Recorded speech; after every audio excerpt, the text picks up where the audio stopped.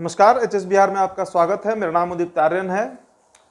विधानसभा चुनाव संपन्न हो गया, मतगणना संपन्न हो गया, एनडीए को बहुमत मिल गया। पर जो सबसे बड़ा उलटफेर देखने को मिला है इस विधानसभा चुनाव में, वो उलटफेर किया है बिहार की राजनीति में ग्रैंड सेक्युलर डेमोक्रेटिक फ्रंट ने। ये एक अलग मोर्चा तैयार हुआ था बिहार में, जिसमें असदुद्दीन अवैसी यानी कि एआईएमआईएम के साथ कुछ और पार्टियां भी अलायंस में थी, जिसमें सबसे प्रमुख पार्टी जो है वो उपेंद्र कुशवाहा की रालोसपा थी। जी हां, आरएलएसपी। इसके साथ ही साथ सूलदेव भारतीय समाज पार्टी था इनके साथ, बहुजन समाज पार्टी था इनके साथ, और समाजवादी जनता दल भी इनके साथ था। कुल 4 पार्टियों के द्वारा इस थर्ड फ्रंट को तैयार किया गया था। थर्ड फ्रंट नहीं कह सकते हैं, फोर्थ फ्रंट आप इसे कह सकते हैं। थर्ड फ्रंट में पप्पू यादव एक अलग लीग लेकर चल रहे थे। चलिए अब बात करेंगे उन 6 विधानसभा सीटों के बारे में जहां से ये जो अलायंस है वो जीती है। इसमें एक सीट बहुजन समाज पार्टी को गई है, कैमूर जिले का चैनपुर विधानसभा सीट, जहां से जमा खान जीते हैं। इसके अलावा जो 5 सीटें हैं और बेहद महत्वपूर्ण सीटें हैं सीमांचल की, जहां से एआईएम ने बाजी मारी है और अच्छे खासे मार्जिन से इनके जो प्रत्याशी थे वो जीते हैं। सीमांचल का मुद्दा पार्लियामेंट में बाहर का कोई अगर एमपी उठाता रहा है तो वो असदुद्दीन अवैसी ही है, जो सीमांचल पर प्रखर रूप से बोलते आए हैं, और इसका फायदा उन्हें इस विधानसभा चुनाव में मिला है। साथ ही साथ एक और डेटा आपको बताऊं कि 12 विधानसभा सीटों पर महागठबंधन के प्रत्याशियों को हराने में बड़ा रोल रहा है एआईएमआईएम का।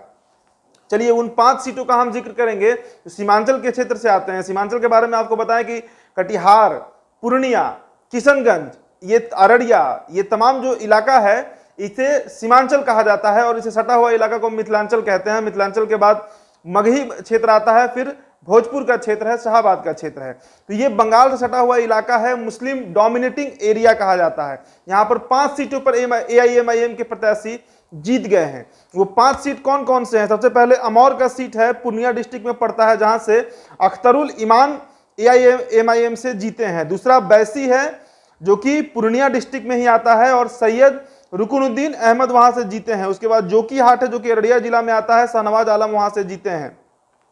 जोकीहाट का कहानी बहुत इंटरेस्टिंग है, आपको बताएंगे हम। उसके बाद कोचा धमन सीट है जो कि किशनगंज जिला में आता है, मोहम्मद इजहार अस्फी वहां से जीते हैं। और फिर किशनगंज जिले का ही एक सीट है बहादुरगंज, जहां से मोहम्मद अंजार नयमी ने फतह की है उस सीट को। 5 प्रत्याशी एआईएम के हैं और बड़ी मार्जिन से ये चुनाव को जीत लिए हैं। चलिए अमौर से हम शुरुआत करते हैं। ये सीट पर सवाल बन गया था कि सीमांचल को किस पार्टी के द्वारा रिप्रेजेंट कराना है, और जनता ने एआईएमआईएम को यह भार दिया है कि आप सीमांचल को रिप्रेजेंट करिए।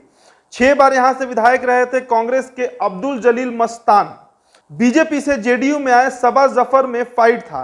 यहां सवाल बन गया था कि सीमांचल को कौन रिप्रेजेंट करेगा। 50,000 वोटों से जीते हैं अख्तरुल ईमान।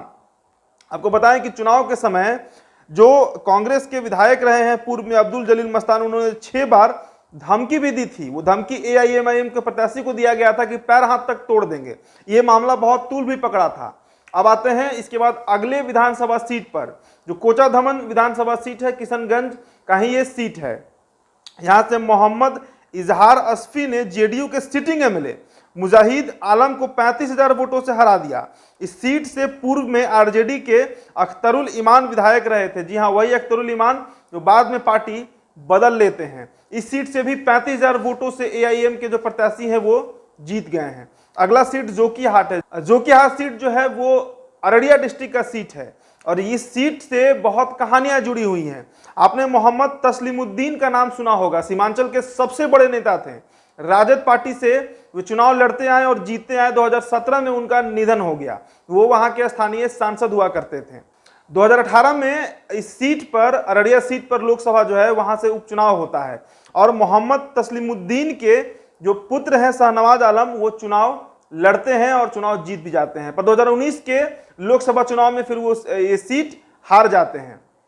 उसके बाद आरजेडी से सरफराज आलम, जो कि शाहनवाज आलम के भाई हैं, तस्लीमुद्दीन के ही पुत्र हैं, उन्हें टिकट मिलता है, और एआईएमआईएम से शाहनवाज आलम किस्मत आजमाते हैं। और 2 भाइयों के बीच ये टक्कर थी अररिया के जोकीहाट सीट पर, जिस पर बाजी मार लिए हैं एआईएम के शाहनवाज आलम। अगली सीट की हम बात करेंगे, बहादुरगंज सीट। बहादुरगंज सीट के बारे में आपको बताएं कि मोहम्मद इजहार नियामी ने वीआईपी के लखनलाल पंडित को 45,000 वोटों से हरा दिया है। यहाँ के पूर्व विधायक की बात करें तो वो मोहम्मद तौसी रहे हैं, कांग्रेस पार्टी से थे और कांग्रेस को भी ये सीट गंवाना पड़ा है। 45,000 के मार्जिन से एआईएमआईएम के प्रत्याशी मोहम्मद इजहार नियामी ने वीआईपी के लखनलाल पंडित को हरा दिया है। और अंतिम और पांचवा सीट ये बैसी विधानसभा का सीट है।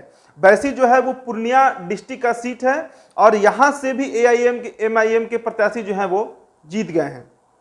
सैयद रुकनुद्दीन अहमद ने बीजेपी के विनोद कुमार को 15,000 से हरा दिया है। यहाँ के पूर्व में जो सिटिंग एमएलए थे 2015 से 2020 के बीच, उनका नाम अब्दुल सुभानी है जो कि आरजेडी से थे और ये विनोद को 2015 में हराए थे, वही विनोद जो बीजेपी से इस बार अपना किस्मत आजमा रहे थे। तो ये 5 सीटें हैं जिस पर एआईएमआईएम के प्रत्याशी जीते हैं। साथ ही साथ एक और सीट है चैनपुर, जहां से बीएसपी के प्रत्याशी जमा खान ने बाजी मार ली है।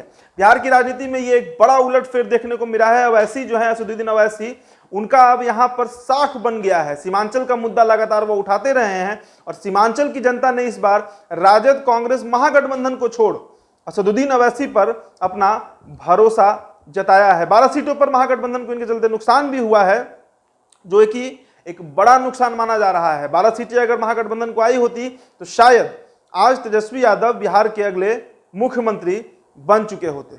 अब बने रहिएगा एचएस बिहार के साथ। ये वीडियो आपने अंत तक देखा, इसके लिए आपका बहुत बहुत शुक्रिया।